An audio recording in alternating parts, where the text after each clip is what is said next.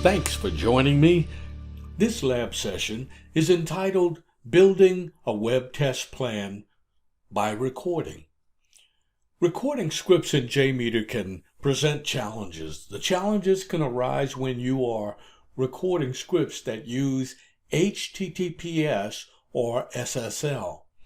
JMeter works fine with security, but requires that the browser in use be set up with a certificate. JMeter provides a temporary certificate in the bin directory. Let us walk through how that works. JMeter generates a root CA certificate valid for only 7 days. Because of this, we need to repeat the process regularly. However, there is a way to resolve this activity. Here are some steps to follow. To modify certificate expiration, start with opening the JMeter properties file located in the what we call the JMeter_home bin directory. The JMeter bin directory, there's a file, jmeter.properties. And then locate the following commented lines. The default validity for certificates created by JMeter. Then locate proxy.certificate validity, and it should show it's equal to 7. To have the certificates valid longer, change the validity days. Uncomment the line by removing the #, and then the proxy cert validity, set it to something like 365 and save the file. That will give it a year instead of 7 days. Now, if you're using the Chrome browser, here's some things to deal with. If the browser you're using, though, is not Chrome, then go to Google and search for Managed Certificates in the browser name, and then follow those instructions. Otherwise, if you're using Chrome, do the following. Start with launching Chrome, select Settings, select Privacy and Security, and then Security. Scroll down to the Managed Certificates and click on it. Select the Trusted Root Certification Authorities tab. If a JMeter root CA entry is there, you can remove it. Same thing for the Trusted Publisher tab. Then select Import and locate the CRT file in the JMeter bin directory. Select it for import and close the window and the browser.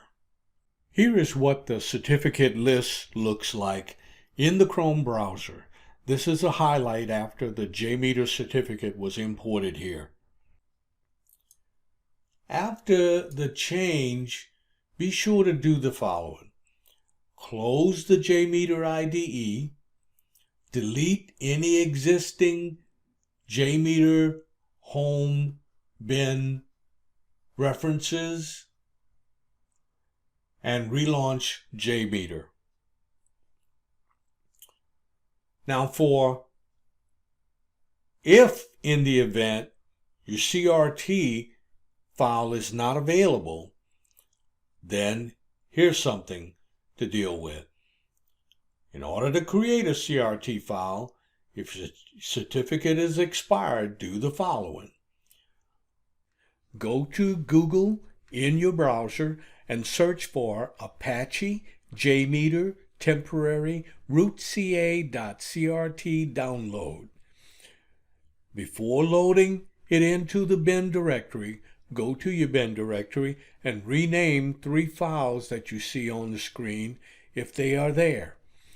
Append the file names with old or something else of your choosing, and then copy or you could copy them into a new folder for backup purposes. In this session, what we want to do is to actually record a new script that will go against the Google and do some kind of search. Simple, but still we want to go through the practice exercise of doing so. So we have the JMeter open. It's at the test plan level. Let's start with a template that's recording, that has to do with recording element or controller. Let's scroll down. And there it is. Let's use that one. Create. And we're going to specify Google.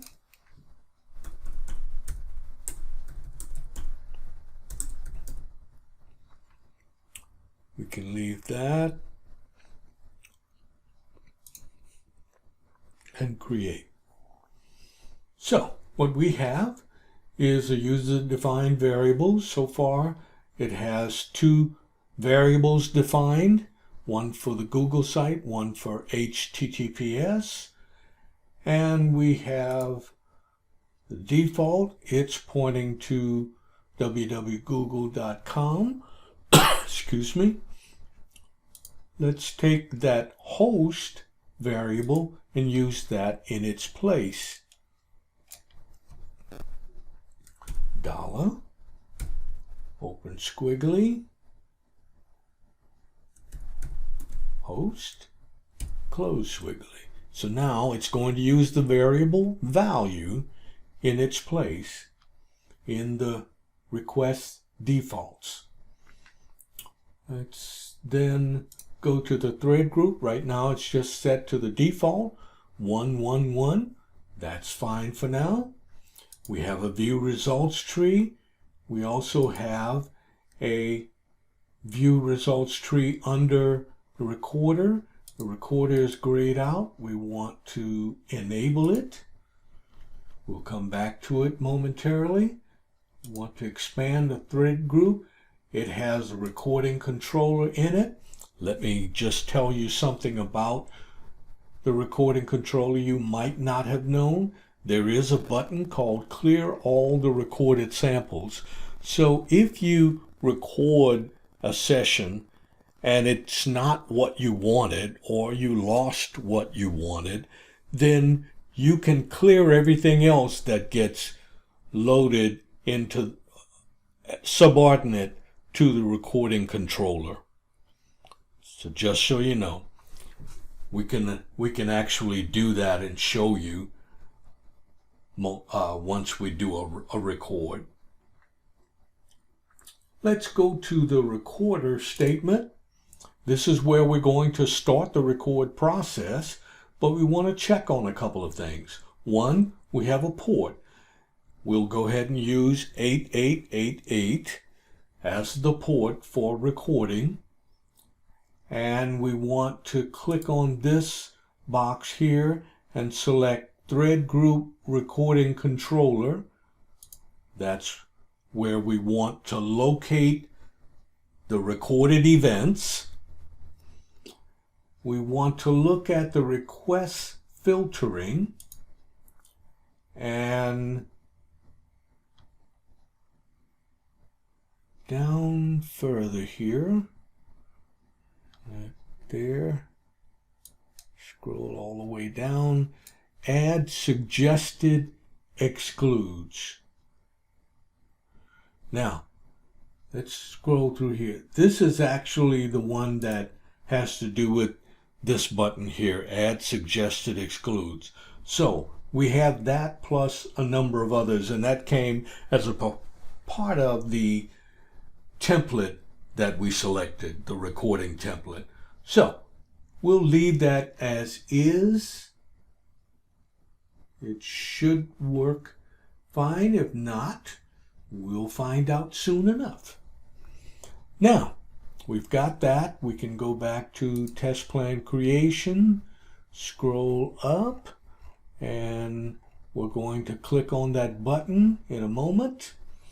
Just want to check on anything else. Now remember, the view results tree that's subordinate to this test script recorder element is going to be the one to show the events going on during the record process, whereas this other view results tree element is only going to show what we see when we execute the script when we're ready to do that. The recording controller subordinate to that, we should see all of the recorded events as we record it. It's actually going to show the symbol that something is there, and then we'll have to expand on it when we're done recording. All right, so we go back to here. We want to click the start button, but before we do that, one more thing. We want to look at the browser and get it set up to look at port 8888. So we go over to the settings. I'm going to drag it over here momentarily so you can see what I'm doing. We take a look at the settings. And in the settings, we want to go to Advanced System. And now we see Open Your Computer's Proxy Settings. Now, of course, this is Chrome. It will be slightly different for the other browsers. I'm only doing it for Chrome at this point. Now, we see the proxy, automatic proxy setup. It's on, but the proxy is off. So we click on, and now we have the information that's already there because I put it there some time ago recording some other script. So we're using the port 8888. If we were not, we'd need to synchronize that with JMeter. Now, that's set, and we can save that. I'm sorry. Go down and click the save button. Now we can close that, and we can leave the browser open to the Google site, which is the default. But I'm going to click on this separate one. It automatically comes up with Google, and I'm going to actually type in www.google.com. Okay? Now, I'm just going to leave that momentarily, because what I want to do is to click the start button. We do that, and we get the little pop-up window, and we can click OK for the certificate. And now we see a little control box that's similar to what we'd see in another tool I'm familiar with called Load Runner. You actually have a button that we can stop. We have transaction names that we can enter and add to the process, but we're not doing any of that at the moment. That's not that important. That came about in the, I think, in the last release of the product. Now, I'm ready to click the button on the Google site.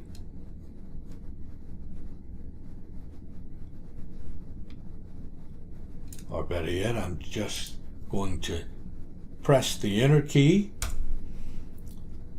And my expectation is that got recorded. And I'm going to click the entry box and type in JMeter and press enter again. There, it's now showing the main URL for JMeter, and that's all we wanted to see. And now we're going to close the browser, up here, and stop the recording. And if you look at the recording controller, you'll see there's an arrow there. And that is your indicator that something was recorded. Let's expand that. And we see several events. Let's start from the top.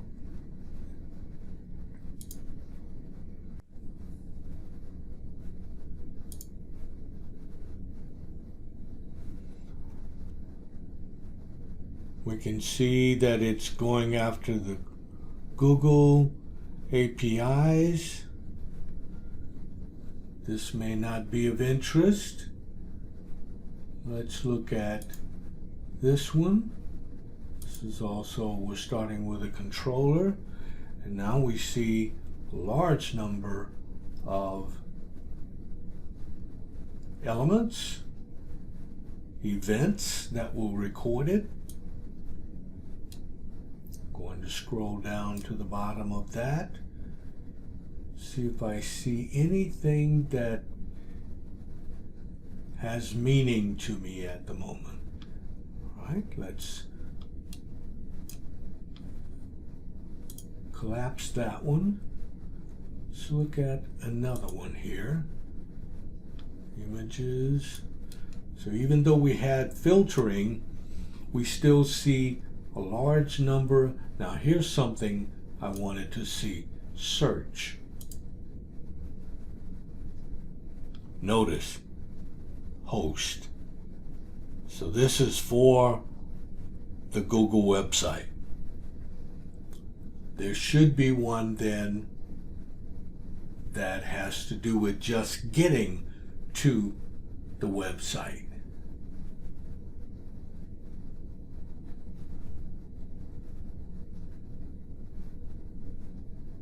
Maybe it's in this one.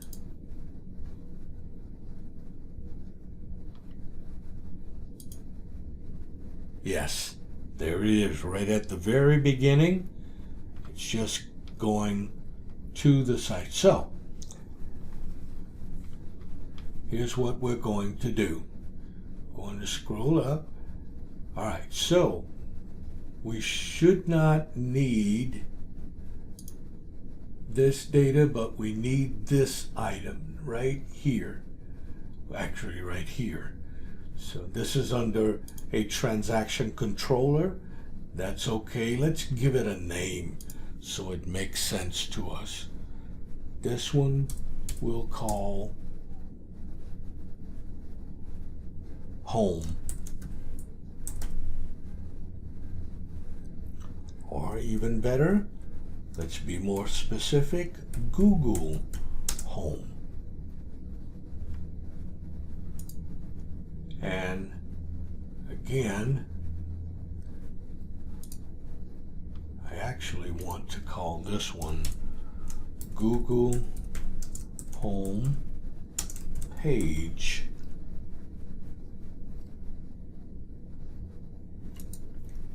Get rid of the 4. Now, the rest of this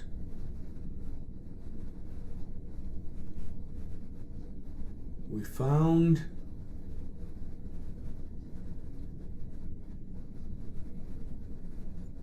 search somewhere. I lost it. Let's find it again.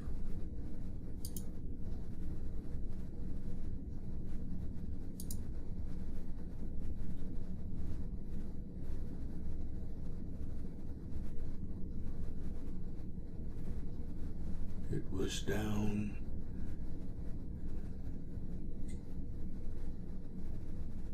search.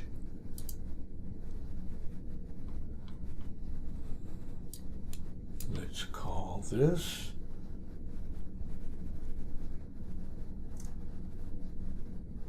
Google search.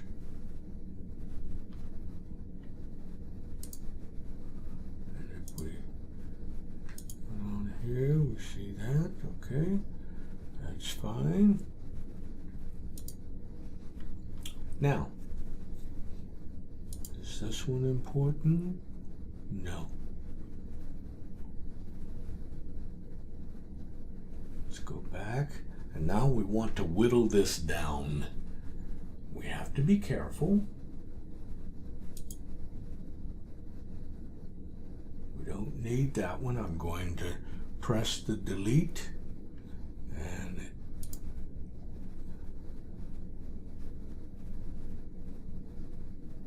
Google Home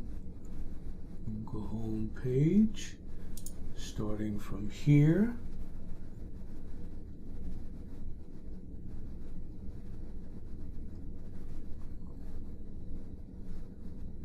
Let's say to here. I'm going to delete.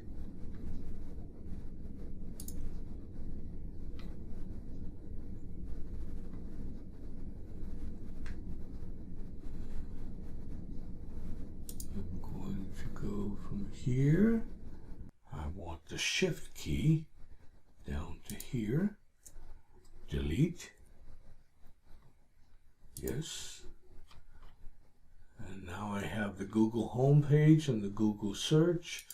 After that, I want to select all the way down to here and delete that.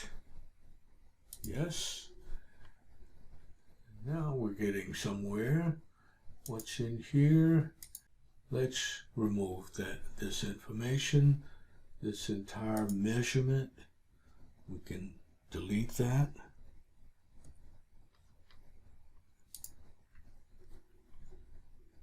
Now let's see what we have. We have under recording controller, we have Google Home controller, and we have Google search. And notice the Q value in here is the word JMeter. That's what we're going to search for. Okay, let's get rid of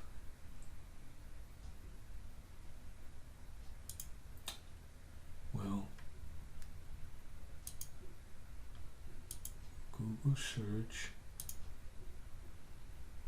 We're going to rename this to, this will be Google search.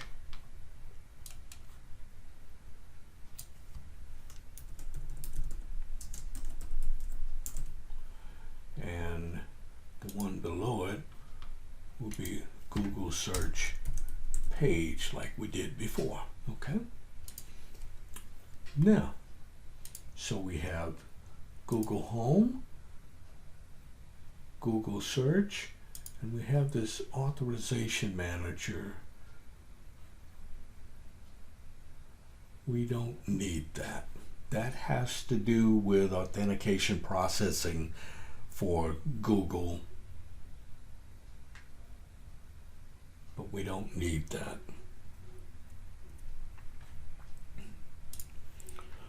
Excuse me. Now we can rename recording controller. We're not recording anymore. If I would click this button, what would happen is Google Home and Google Search would be deleted, totally removed. So be aware that's something you can do with the recording controller. But we're going to change that.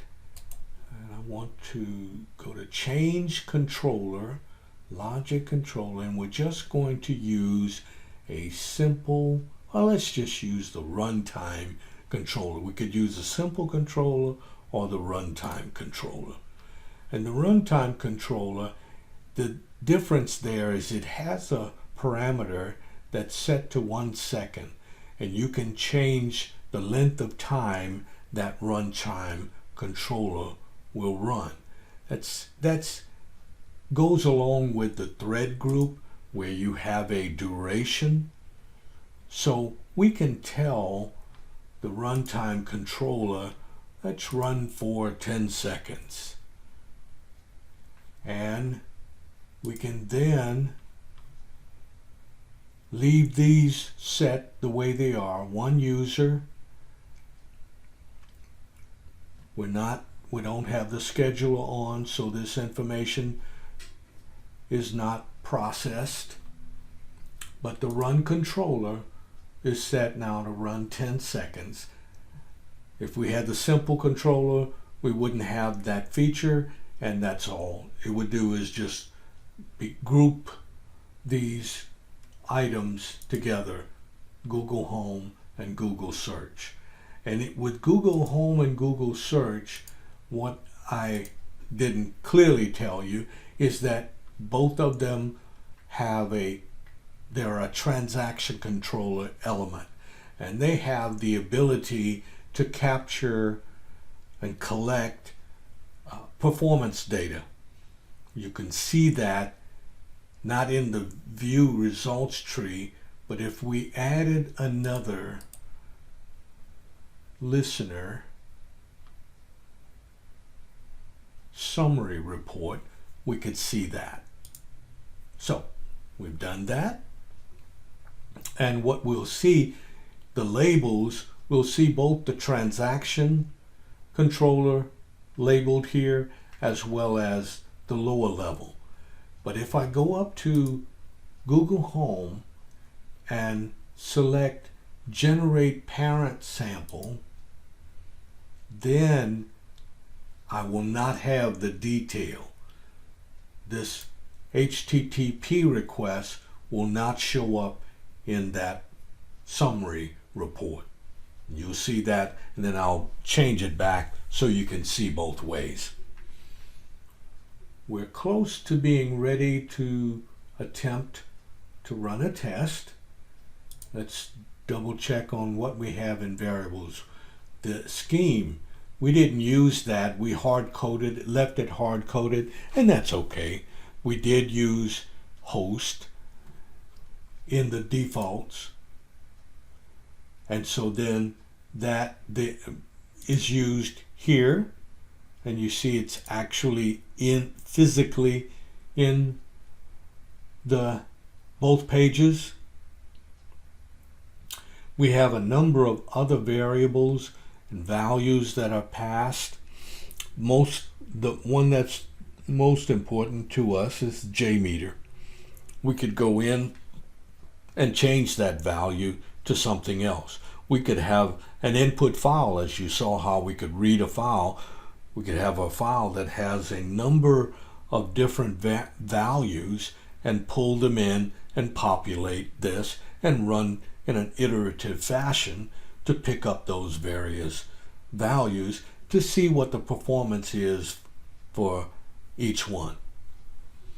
But we're just running a simple test with the Google site to do a simple search. Let's now get ready to test. We need to save, so we're going to give this test a name, put it out into our script file under JMeter.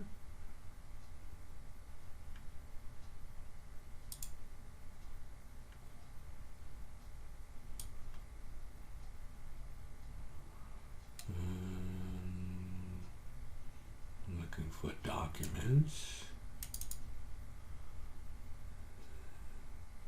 JMeter. Scripts. And we're going to call it, let's go with that, Google search page. Now it's ready to run.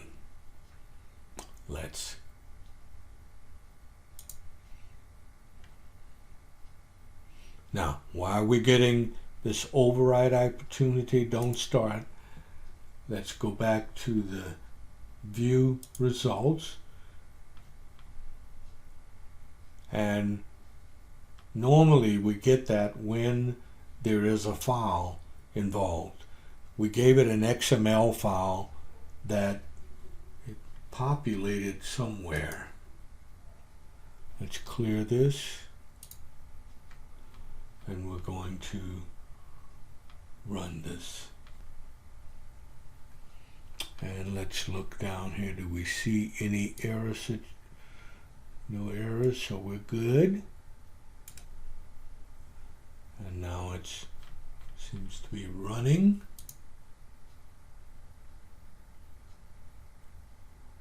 No, it actually completed. Well, it says it's complete. Let's scroll down further here.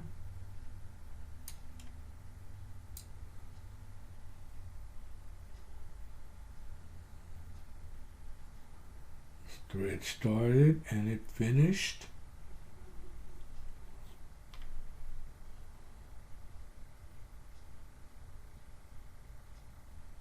There's the file name I was looking for.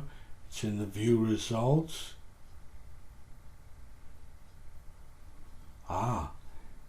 Let's remove that.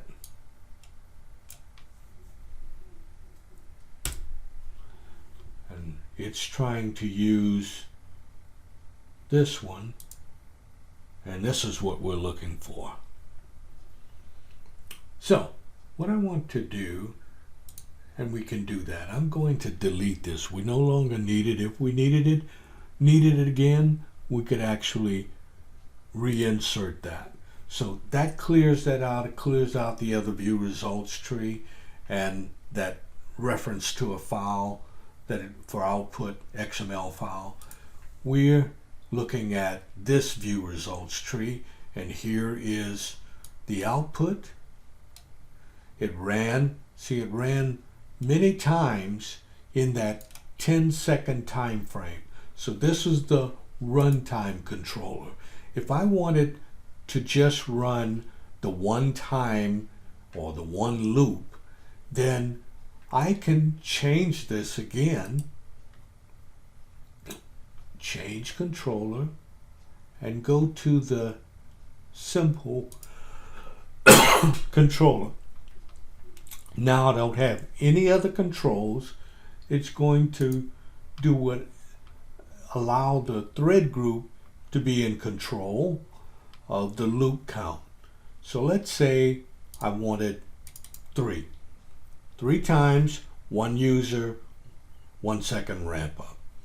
Let's go with that approach and look at the tree again. Everything worked fine, but this time we're going to clear. It's going to automatically save, and we're running, and there we are. We did Google Home, Google Home, Google Home, search page, search. Now let's look at the output report. We see, if I expand this a bit, we see Google Home, Google search page, and Google search. Now, why do we see two Google search? I'll show you. Expand the simple controller. On the transaction controller for Google Home, we click the button Generate Parent Sample. So all we see is that one sample, whereas with Google Search, we did not check that box. So if we check that box and rerun again, I'm going to go back to the view results tree, show you that I'm clearing it out, and save, then start. And now we see Google Home, Google Search, Home Search, Home Search. We see the three iterations, but all we see in the report are the two transaction items or elements.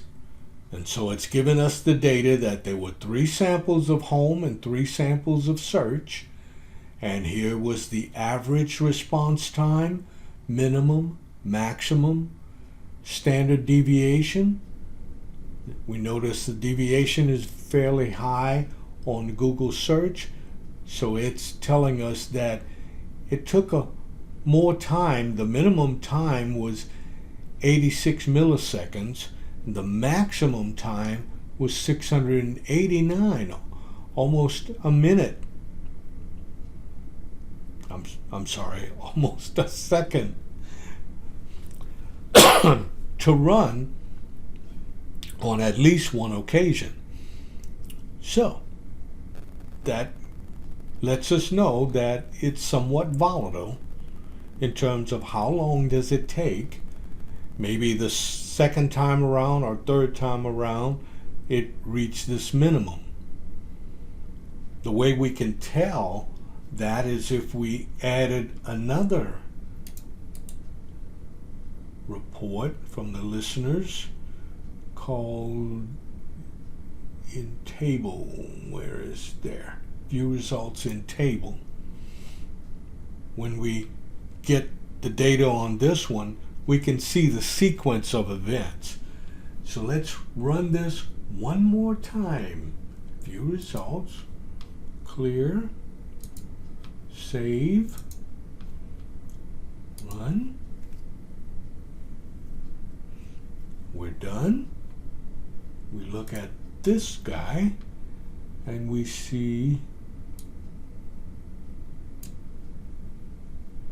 the threads.